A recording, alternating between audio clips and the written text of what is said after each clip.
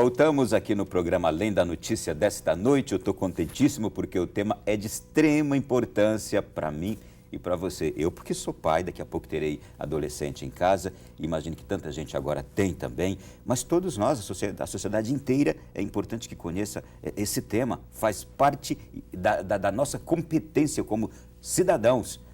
Relacionamentos, pais e filhos, todos podemos nos ajudar. Vamos lá então, estou conversando com uma especialista no assunto, a educadora Maria de Fátima Guerra. Deixa eu trazer uma outra questão para a senhora. Educar é também frustrar, é dizer não e contrariar a vontade do filho, quando necessário. Não há como escapar disso sob pena de o próprio filho sofrer as consequências em sua saúde física, mental. Não há como ser bom pai ou boa mãe só esperando serem amados por seus filhos. É preciso muitas vezes suportar a frustração de ser odiado por seu filho num dado momento para o próprio bem dele no futuro, ainda que isso, na maioria das vezes, custe muito caro aos corações dos pais e mães. Como é que é isso? Olha, a vida é feita de frustrações também, né? E geralmente é com elas que a gente mais aprende. Eu não diria que é o melhor caminho, mas é um caminho. Doloroso, às vezes. É doloroso, às vezes você decepciona com a pessoa, né?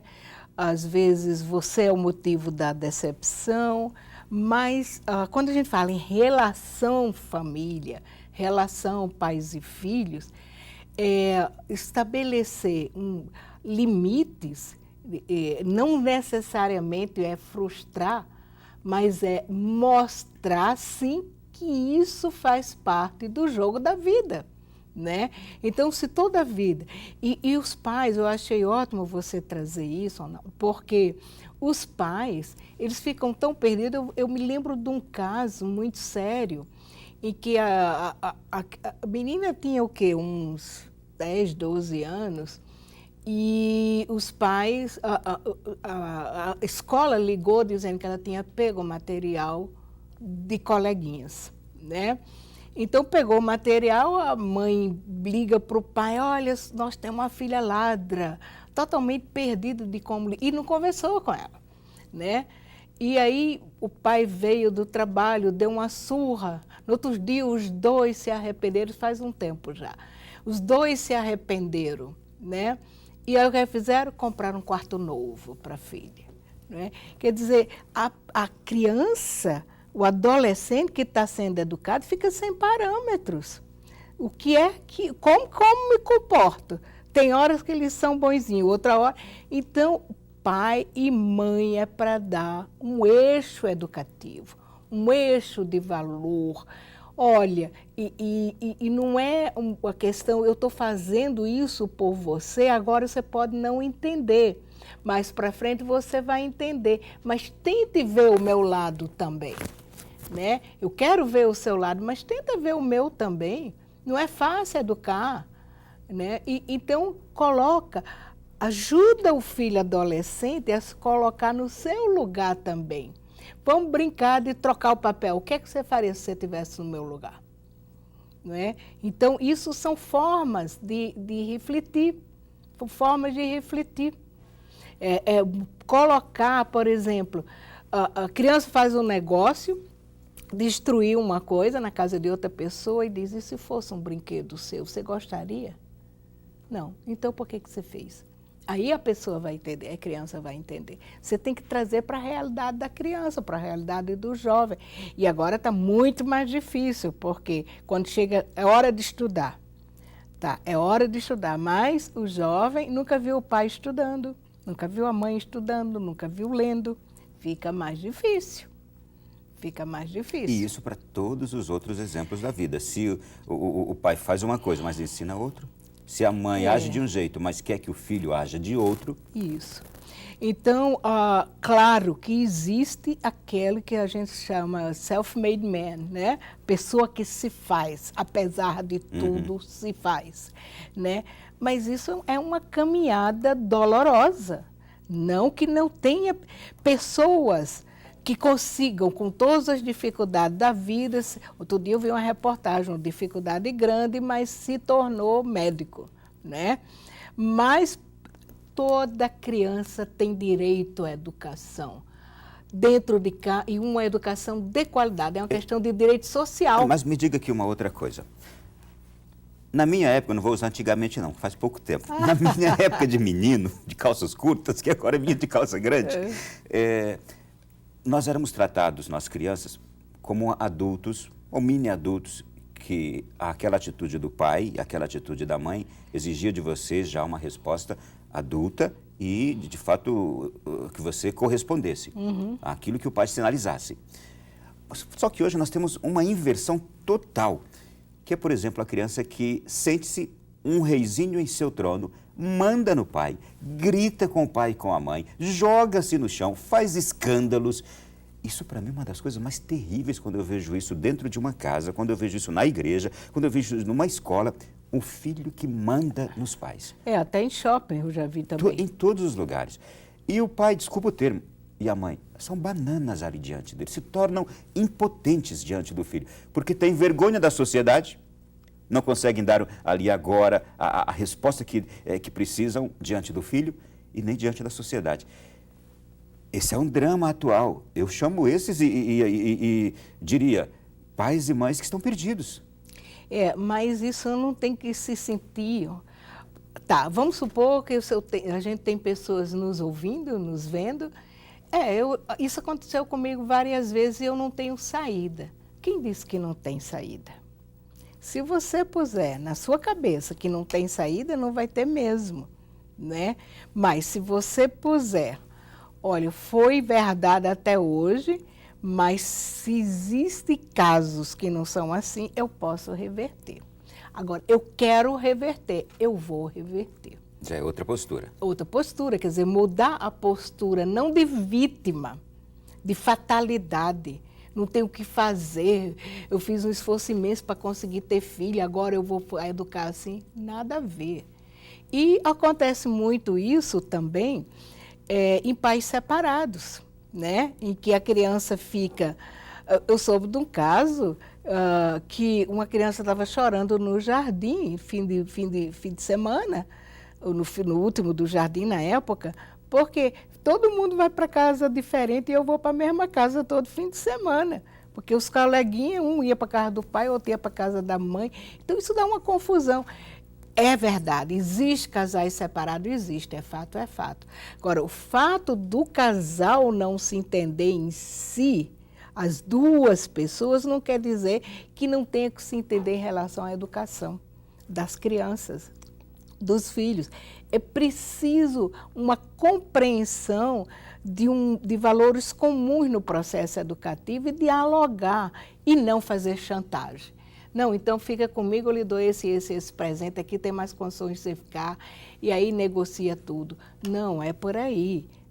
Ninguém tem a segunda chance para ser educado, para viver sua infância.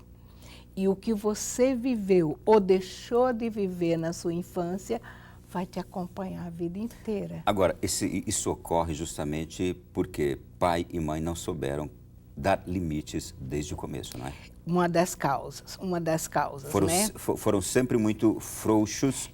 Agora limite faz parte, o que é limite é regras, não existe sociedade sem regras. Não souberam dizer não souberam controlar aquela energia, aquela eletricidade do filho, aquelas ações um pouco menos solidárias, menos comunitárias. E dá condições da criança perceber. Eu cheguei uma vez numa escola, numa pré-escola, tá? E tinha uma criança sentada na cadeira, virada para a parede. E as outras aqui. E por que virei para a professora? Por que você pôs ela ali? Para ela aprender a conviver com os outros. Eu digo, peraí, conviver virado para a parede sozinha? Ou a famosa cadeira do pensamento. Você conhece a cadeira do pensamento? Sim, sim. Né? Então, põe na cadeira do pensamento para pensar o quê? Como é que eu vou me livrar dessa? Como eu me vingo? Qual é o próximo passo? Quer dizer, então, eu acho que a gente tem que se lembrar do seguinte, a educação é também criar condições de melhor resposta, condição de maior afetividade, mas não é ali, esse fato é criar as condições para direcionar fatos, né? Então eu tenho que trabalhar nas condições. Eu não posso trabalhar todo dia no fato, em cima do fato. Eu tenho que prever. Eu tenho que mostrar para a criança, eu estou com cuidado com você, sempre tive. Professora, sempre que um pai observar que um filho está cometendo uma atitude errada, está agindo de forma errada, está fazendo algo de mal, de incorreto, é preciso já na hora se buscar a correção, chamar para o diálogo, como fazer isso? Por exemplo, uma primeira coisa, o que é que você acha que você está fazendo? Você acha isso certo? Né? O que é que você acha certo? Você gostaria que fizessem isso com você? Você já pensou nisso? Né? Você não gostaria se fizesse. Então, por que você está fazendo? Se você fosse pai, se você fosse mãe, principalmente para o adolescente, tem condições de entender isso, né? Se você fosse pai, e quando você... Eu conheço uma pessoa que disse, esse meu pai é uma pessoa que eu não vou querer ser igual, né? Então, o modelo funcionou no oposto, pela negação, né? Então, eu acho que sim, na hora sim, porque não pode permitir e mostrar. Isso é inadmissível. E por que é inadmissível? Nós não podemos ser subserviente em nada. A subserviência não faz parte, não combina com a educação. Lamentavelmente, tem até pais que admiram atitudes erradas de filhos e até riem, e até brincam com aquilo. E se orgulham. Potencializam. E se orgulham. Potencializam o mal. E vai pagar mais caro mais lá na frente, e o próprio filho paga mais caro. Deixa eu agora trazer uma outra questão aqui para a senhora, por favor. A senhora tocou no ponto pais separados. Eu assisti recentemente um filme intitulado Corajosos, e aliás indico para todo pai, para toda mãe, está na internet, baixe, é de graça, dá para assistir, Corajosos. Eu chorei 5 ou 6 vezes ao longo do filme todo, eu como pai, porque ali eu falei, meu Deus, estou me vendo.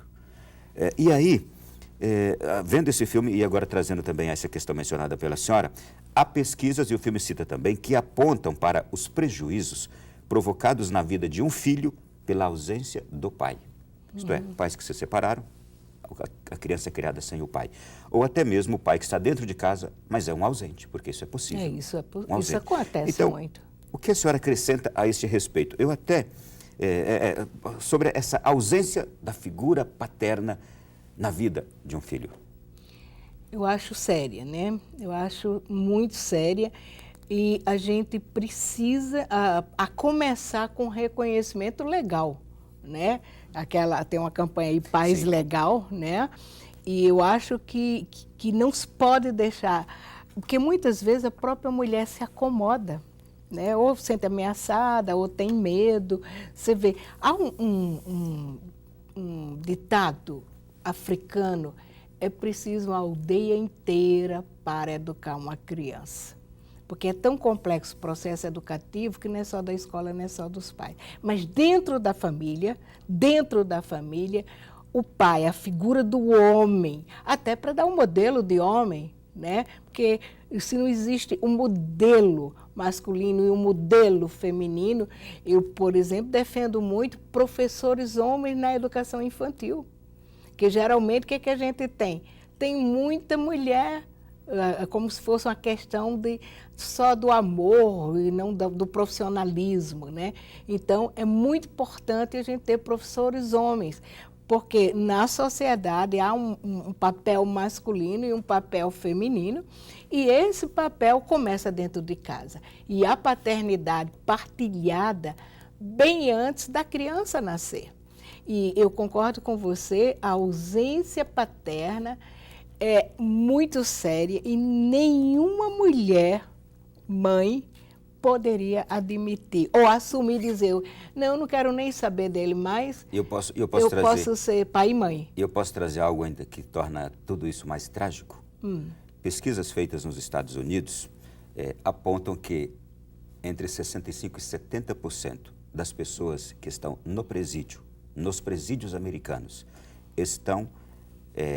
foi constatado que foram pessoas criadas sem a presença da figura paterna. Foi uma constatação científica, não se brinca com isso. não estamos aqui generalizando, dizendo que quem foi criado se tornará uma pessoa, um delinquente. Não, nada, de jeito nenhum. É apenas uma constatação científica. Mas ainda, eu quero conversar mais sobre isso, masculino e feminino, e tratar de uma outra questão muito séria atualmente, a questão da homossexualidade. Vamos deixar para o próximo bloco? A gente volta já já, em 3 minutinhos na sequência aqui do nosso Além da Notícia.